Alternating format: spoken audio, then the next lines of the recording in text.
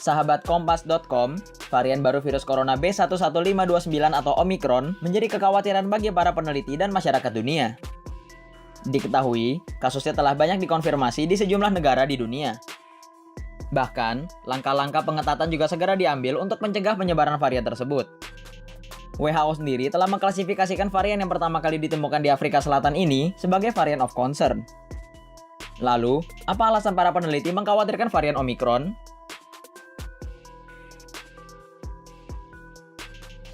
Mengutip dari Medical News Today, sejumlah ilmuwan dari Center for Epidemic Response and Innovation Afrika Selatan merasa khawatir dengan keberadaan varian Omicron. Pasalnya, varian ini diduga menyebabkan kenaikan kasus COVID-19 di Gauteng, Afrika Selatan. Pada 16 November 2021, Afrika Selatan mencatat 136 kasus harian.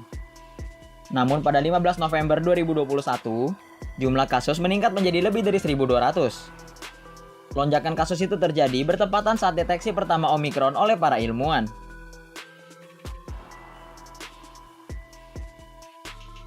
Direktur Center for Epidemic Response and Innovation Prof. Tulio de Oliveira, PhD, mengatakan genom dari varian baru Omicron mengandung mutasi yang tidak biasa. Mutasi ini dikhawatirkan akan membantu virus dalam menghindari sistem kekebalan tubuh. Oliveira menyampaikan bahwa ada sekitar 50 mutasi di seluruh genom virus Omicron, lebih dari 30 diantaranya berperan mengkode protein lonjakan virus. Hal ini membuat para ilmuwan khawatir jika varian baru bisa menangkal vaksin.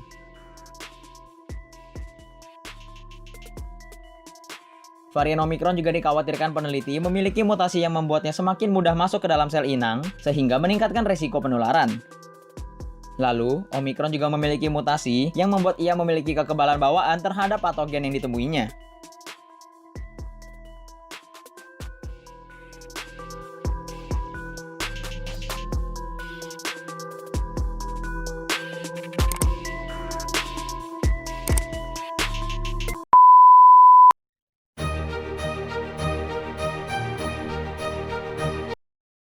Selamat sore pemirsa, Petang News kembali hadir di sela-sela aktivitas Anda.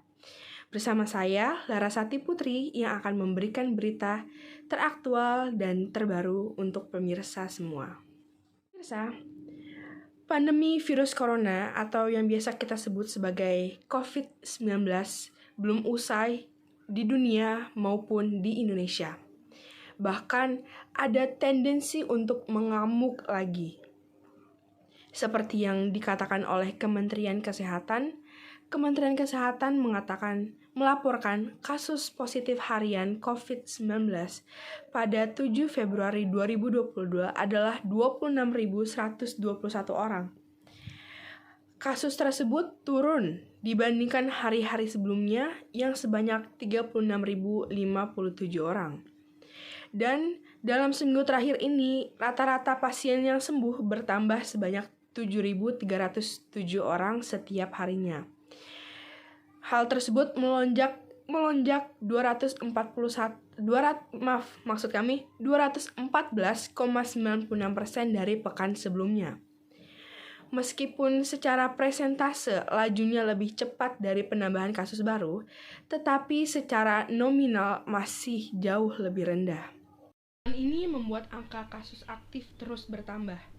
Pada 7 Februari 2022, kasus aktif naik menjadi 17.462 orang, menjadi 206.361 orang. Kasus aktif mencapai rekor tertinggi sejak 30 Agustus tahun lalu. Seperti halnya di negara-negara lain, lonjakan kasus varian di Indonesia disebabkan oleh virus corona varian baru, yaitu virus Omicron. Varian ini lebih mudah menular dibandingkan sebelumnya, sehingga menyebabkan kenaikan kasus harian. Omicron adalah varian baru virus corona yang terdeteksi pertama kali di Afrika Selatan pada 24 November lalu. Kasus COVID-19 varian Omicron di Indonesia pertama kali terkonfirmasi pada satu pekerja rumah sakit di Wisma Atlet Jakarta. Organisasi Kesehatan Dunia atau WHO mengkategorikan varian Omicron ini sebagai varian of concern (VOC) atau varian yang diperhatikan. Kemenkes mengumumkan kasus pertama Omicron di Indonesia pada hari ini, Kamis 16 Desember 2021. Pasien Omicron ini tidak memiliki gejala apapun. Diketahui pasien tersebut merupakan seorang pegawai pembersih rumah sakit Wisma Atlet berinisial N. Ada 3 orang yang diketahui positif corona dan salah satunya pasien N terdeteksi positif varian Omikron. Sementara itu, Menkes Budi Gunadi Sadikin mengatakan ketiga pasien itu saat ini dikarantina di Wisma Atlet. Mereka sudah melakukan tes PCR yang kedua dan hasilnya sudah dinyatakan negatif.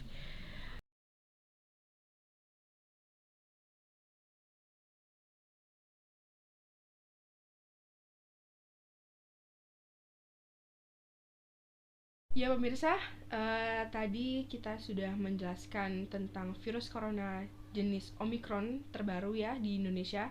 Dan saat ini kita sudah terhubung dengan rekan reporter kita yang sudah ada di Wisma Atlet Kemayoran Jakarta, yaitu Putri Larasati. Putri Larasati, bagaimana perkembangan di Wisma Atlet? Sore Laras dan pemirsa di rumah, saya Putri Larasati melaporkan langsung dari Wisma Atlet Kemayoran Jakarta Pusat. Baik, pada saat ini kondisi perkembangan di Wisma Atlet Kemayoran Jakarta terpantau masih banyak yang terpapar di COVID-19. Dapat dilihat dari banyaknya pasien yang lewat tadi dan masih banyaknya terisi UGD dan IGD yang ada di Wisma Atlet. Namun menurut informasi yang saya dapatkan di lokasi ini, ada 4 tower di Wisma Atlet Kemayoran yang sudah terisi di keseluruhan. Itu adanya mengantisipasi lonjakan COVID-19 berikutnya. Dan di Wisma Atlet Kemayoran juga menambah tempat isolasi di Wisma Atlet Pademangan Tower 8 dan Tower 9. Baik, dan di Wisma Atlet itu sendiri apakah ada penambahan jumlah pasien? Kalau ada penambahan jumlah pasien, berapa signifikan bertambahnya jumlah pasien tersebut? Baik Laras dan pemirsa di rumah, sebanyak 5.028 pasien positif virus corona atau COVID-19 masih menjalani perawatan di RSUD Wisma Atlet Kemayoran Jakarta Pusat. Hari ini ada tambahan 514 pasien masuk di Wisma Atlet. Bagaimana dengan pasien yang sudah sembuh? Apakah mereka sudah keluar dari Wisma Atlet atau apakah ada kenaikan, maksud kami apakah ada penaikan jumlah pasien yang telah sembuh atau bagaimana Putri? Dan pemirsa di rumah, dari informasi yang saya dapatkan pada Wisma Atlet pada hari ini, penambahan pasien keluar hari ini berjumlah 641 orang.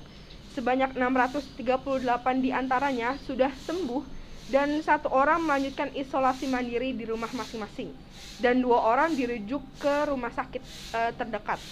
Kemudian jumlah total pasien COVID-19 varian Omikron yang dirawat sebanyak 1.332 pasien, namun 1.329 diantaranya sudah dinyatakan pulang dan dinyatakan sembuh oleh para dokter.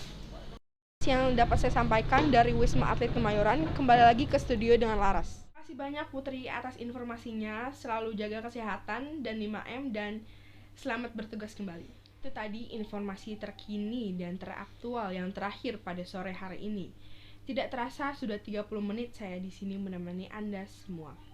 Saksikan terus Petang News mulai dari Senin sampai dengan Jumat hanya di MBS TV. Jangan lupakan protokol kesehatan 5M agar terhindar dari virus COVID-19. Saya Larasati Putri beserta kru yang bertugas mengucapkan sampai jumpa.